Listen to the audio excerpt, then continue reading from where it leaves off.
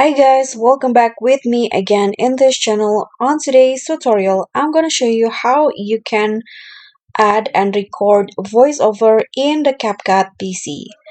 So here, what you need to do is just click on the microphone icon at the toolbar in here. You'll see this little microphone icon and click on the icon to start recording your voiceover.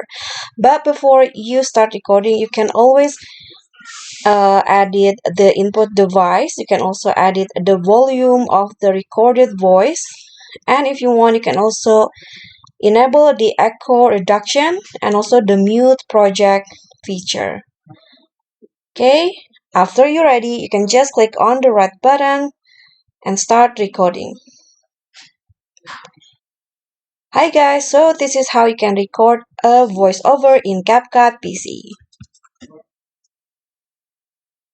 So when you're done, just click on the red button again and you can close this box.